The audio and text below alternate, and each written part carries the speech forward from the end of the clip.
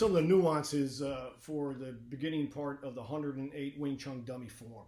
And so we got a couple of objectives here. One is to condition our arms, which I'm absolutely convinced after doing this for many years that if you want to avoid getting bruised and like breaking your arms and getting completely bruised all the time, then you got the sandbag training is absolutely critical. Just do it a few minutes a day and do your sealam towel form with tension throughout.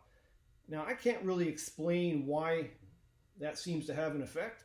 So you can take my word for it or find out on your own, or you can not do it and good luck when you're hitting the dummy. But for me, at least, I found that by hitting the sandbag and doing the sealam towel dummy with tension throughout the form has really enabled me to be able to whack this thing pretty hard. So let's talk about some of the nuances here. We want to, in Wing Chun, structure of your blocks and hits is important.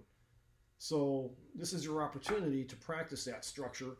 And of course, when you've got the arms and you got the leg down here, and so that allows us to practice our foot movements as well. If we do the beginning of the form, it will be somewhat like this. We're going to scrape the eyes. Now we're going to turn our hips as we get that push-pull motion of this. So I'm going for the jaw as I'm pulling the arm. That push-pull. And this backhand's always got to be alive, right? I don't want it to be down like this. And what I mean by alive is if it's alive, I can use it to counter whatever I need to do. But if it's down here and it's dead, then it's not doing anything for me. All right, so keep it alive. All right, so we went like this. Here's our first bong sao. And we keep in contact as we step around. And here we get to use our feet. And I want to position my foot in such a way that I could sweep my opponent if I need to. So we do the strike. Now I'm going to bring that foot around. High tan sao, low tan sao. And then I'm going to take a little shuffle step so I can get in position for my next strike. And of course, I'm in that position to sweep again. I'm going to step around. I'm still angling out, but now I'm going to face my opponent as I'm doing a foot sao, elbows in the middle. Doing a tan sao against or pushing up against my opponent's elbow. Here, got to be very rigid double foot sao. Jerk it down and then hit those elbows. Now we do the other side with the scrape. Bong sao.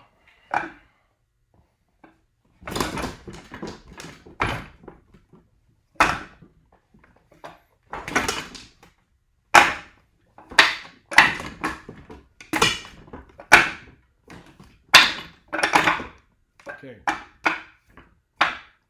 1, 2, 3, 4. Elbow, elbow, tan sao. But my tan sao is directed towards my opponent. Foot sao. 2, 3, 4.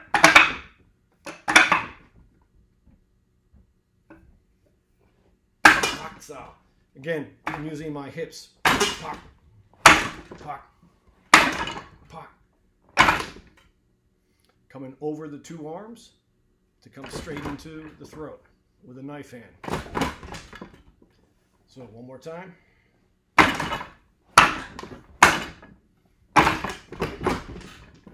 Now I'm going to do a foot sao, and again, I'm keeping that elbow in the middle, which means my shoulders are coming in like this so that I can do that.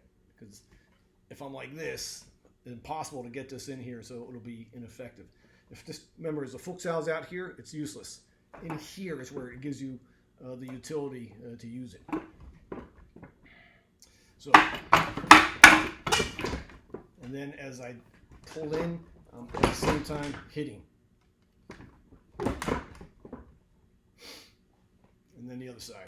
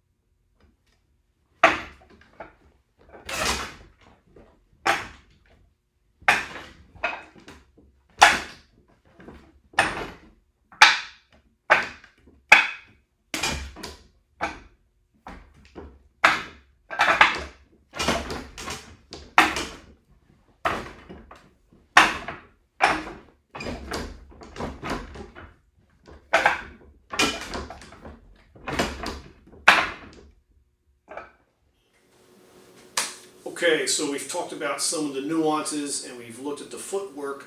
So now I'm just going to go through the first few moves slowly. And if you have a wooden dummy, you can follow along, or you can shadow box it. So we'll just go real slow.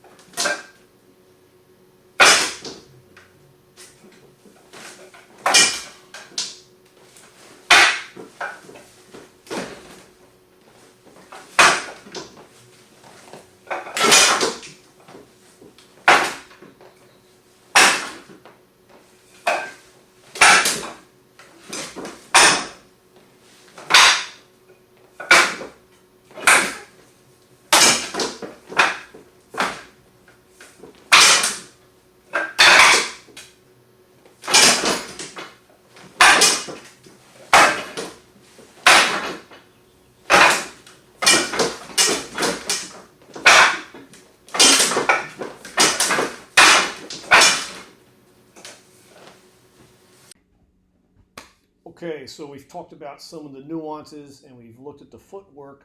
So now I'm just going to go through the first few moves slowly. And if you have a wooden dummy, you can follow along, or you can shadow box it. So we'll just go real slow.